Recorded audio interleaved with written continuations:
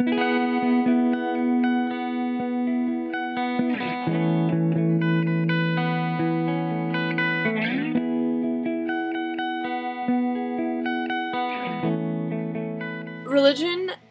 and coming out they play very, very important roles and only work together, which is why last week was so hard, trying to keep it solely to coming out. So if it seemed choppy, it's probably because it was, because a huge part of it had to do with my faith. Which is why I'm excited for this week, because I get to share that part with you and kind of make them go together. Back between freshman and sophomore year, that summer, I went down to Arizona to do a mission trip. At the time, I was involved in a Catholic leadership camp group, and we had gone down to do a trip, and religion, up till that point, I was kind of just going through the motions, not really caring what was being said or anything. And it wasn't until the last day that two huge, huge life things happened to me. On that trip home after the last Mass, for the very first time in my life, I genuinely wanted to know who God was. And at that very instant, almost simultaneously, I came to the realization that I was gay. And I think that is so cool on like so many different levels. And I guess you can interpret it a lot of different ways, depending on your faith background, or you could think it's just like hocus. But to me, I think it's really, really cool. Of course, I was petrified to know I was gay. So scared. But the cool thing about it was that I was never ashamed by being gay toward God. The God that I finally wanted to get to know. I knew my route wasn't Catholicism. So the beginning of that year, I joined Young Life, and that place was amazing, because at this point, I was so scared about telling anyone I was gay.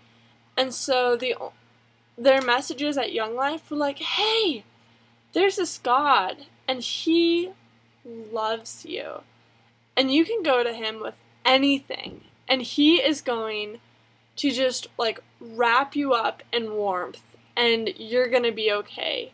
And He's your go-to guy, and He doesn't care what you're coming at Him with. Like, God is unconditional love.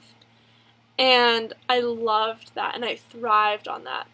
And I hung to my faith, my very personal, intimate faith with my God, so much sophomore year. From junior to senior year, I volunteered for Young Life camp, and I was a work crew person. Coolest environment. I mean, the people that I met there were like so friendly, and like you'd walk down the street or the like dirt road, more like it, and be like, hey, and like coolest representation of a community. Week or two at volunteering, really unsure about, does He really love me? Because, you know, the deeper you get into faith, you understand that there is hypocrisy, and one verse in the Bible is absolutely contradicted within the next chapter. And to what degree is it valid? And with my Christian faith, I was, you know, a little weary by this point, because I was like, okay, not going to commit to a religion if it's not going, you know, to be on my side. Like, I'm not going to follow a God if He's going to condemn me to hell. That's It's retarded. Cool things just happened at camp where I grew in my confidence and I was like, oh, unconditional love. This is awesome. Cool, give me more. I was thriving. When I came home, I was like on cloud nine. More like for my personal peace of mind. But I mean, it was really apparent. I was like, nothing can stop me. I came out to like all my teachers within the first week, all my friends. It was like an unstoppable force. And then it gets sad. I got a phone call from my Young Life leader. And he was like, hey Katie, so I saw something on your Facebook. And I was like, I was on a date as well. So I mean, it just like adds to it. And I was like, yeah? Yeah. Do you want to talk about that? Yeah, I'm in a new relationship. Kind of nervous at this point. Yeah. What about that? I'm gay? Yeah. Let's talk about that. The next day, I had to go into a coffee shop, and for the next hour, my entire faith was stripped to the core. And it was such a raw feeling. For the last 3.5 years, I was never, ever questioned, or I was never being told anything other than an unconditional love that God gave me. Until my Young Life leader was like,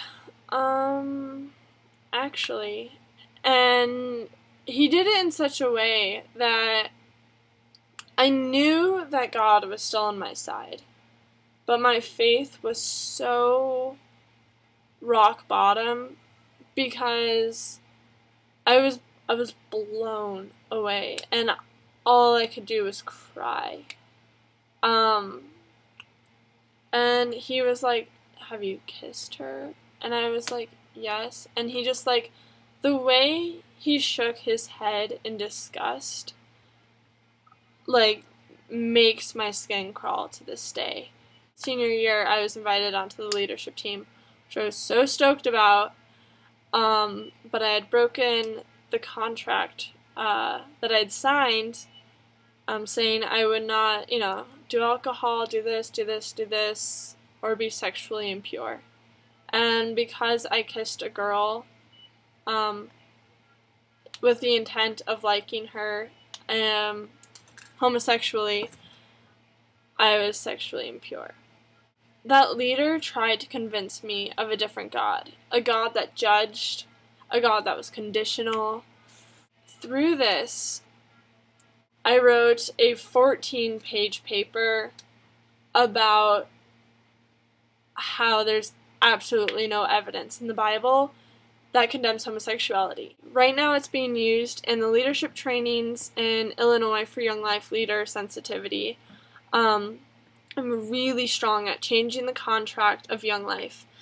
Religion is so beautiful and so tragic because it's so complex. And it's finding what you need for yourself. And faith, I think, is the core of every soul. And it doesn't have to be religious. Your faith can be in your music. It can be in your art. It can be in your friends and family. And for me, my faith is in the spirit of God. Half of you guys are going to agree with me, and half of you guys won't, which is awesome. Because, again, that is the beauty and tragedy of religion. I'll see you guys next Tuesday. Bye.